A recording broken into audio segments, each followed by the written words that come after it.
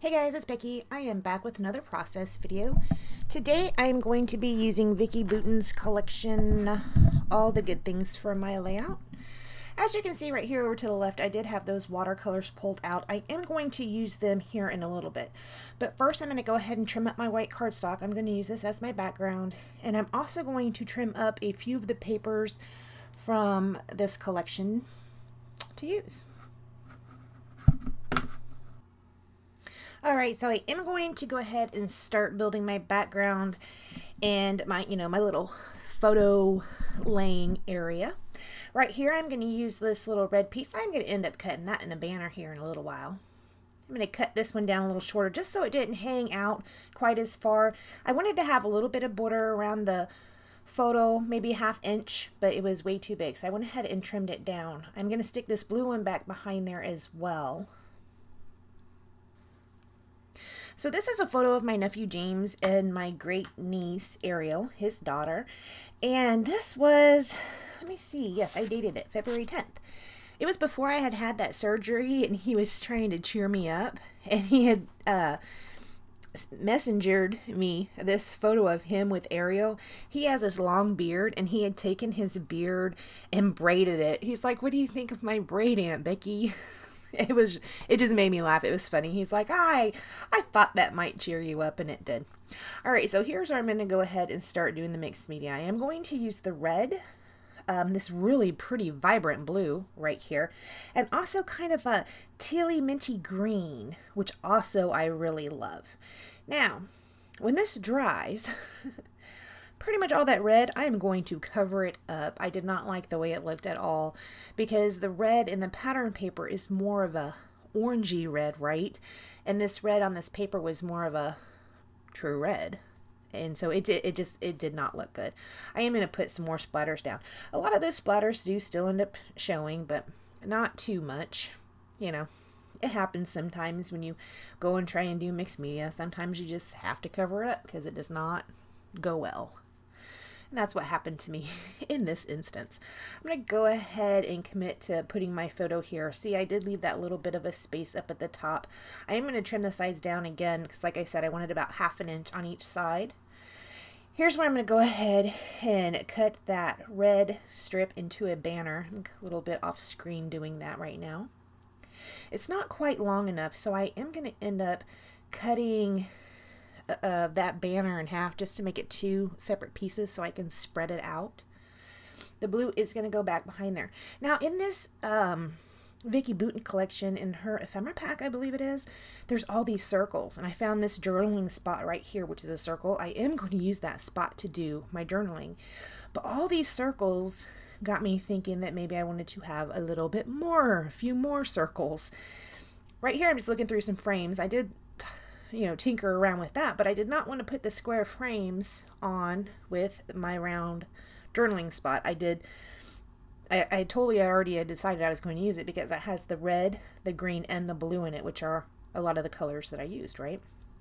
So I already knew I was going to use that for my journaling.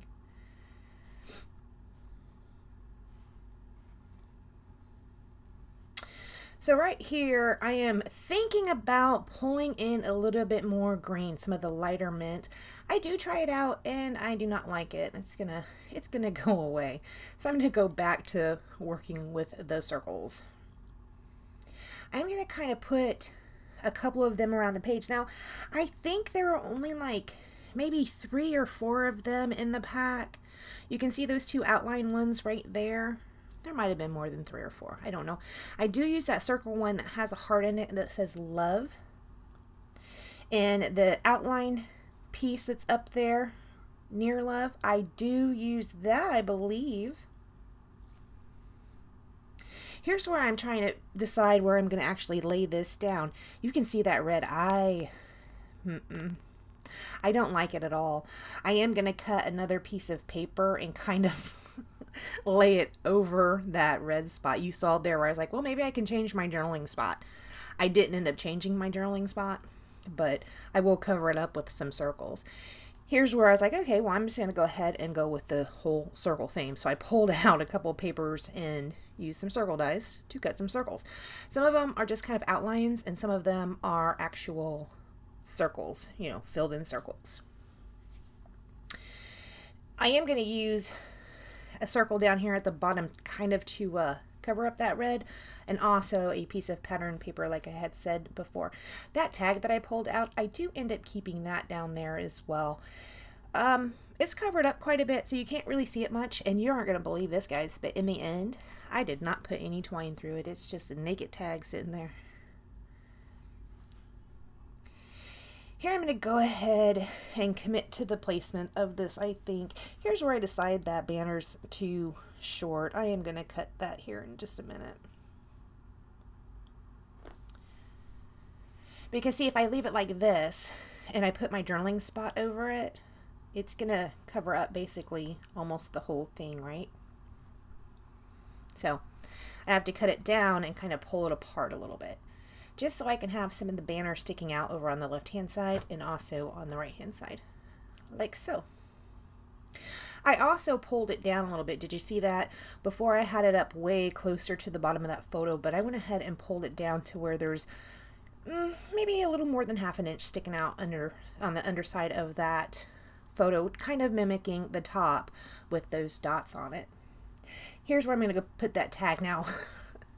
I was really needed to have this tag in this spot because there's this blue paint, and for some reason I really wanted that blue to show through the whole of this tag, so I had to put it down in the right exact spot so this tag, you can see the blue through the hole. I don't know why. It doesn't add anything. It's not anything special, but I really needed to do that. I am going to pop this love up on some foam tape, and it is going to sit there in the center of the outline circle that I used. I think that paper that is that outline circle, and also that one right there I'm playing with the script on it, I'm not sure if that's a Vicki Boutin paper or not. I did see where I had pulled out some Studio Calico, so it could be one of those papers. I'm not exactly sure.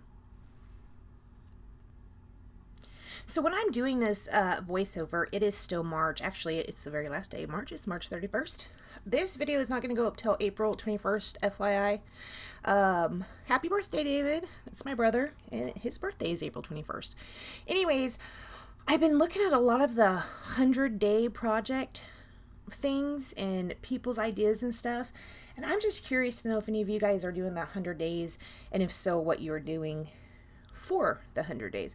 I have been kind of bouncing this back and forth between another crafty friend, and I haven't made a decision yet. I'm still kind of on the fence about it.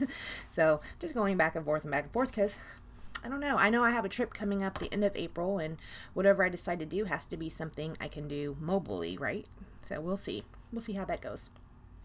See all that red I'm covering up? You see where I put that dotted paper down there at the bottom to cover up the rest of that red? Yeah. That's what I did. It was kind of a waste of time. Well, it might not have been a waste of time because it was fun while I was doing it. It was pretty fun. But, you know, this again, I used that marshmallow cardstock, so kind of a little bit of a waste of such a great cardstock. I actually think if I could afford it, I think I've said this before, if I could afford it, I would just use marshmallow cardstock as my backgrounds for everything. It's just so thick and sturdy. I love it. Love it.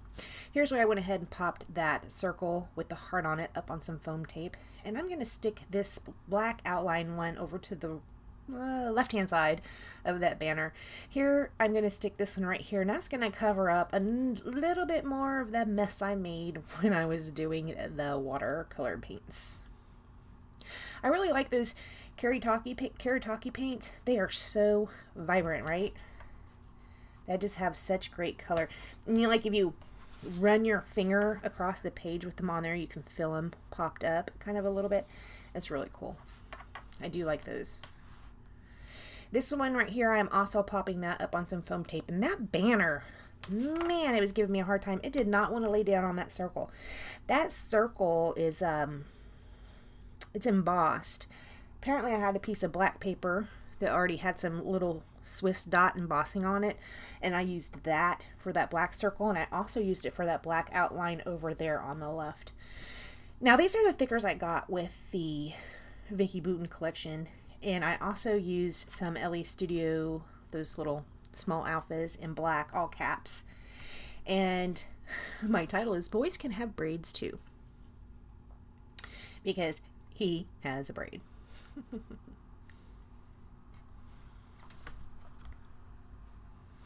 I really wanted to use that green one, and in the end, I am going to use it. I really like it. It says, "That's awesome." Those little epoxy bits that came with that collection are really cool. Back to playing with that banner. Man, I just couldn't get it. I couldn't get it right. And even now, I've messed with it so much. It kind of is, you can tell I've been messing with it a lot. It's kind of popped up and just really weird looking. I'm keeping it that way, though. So.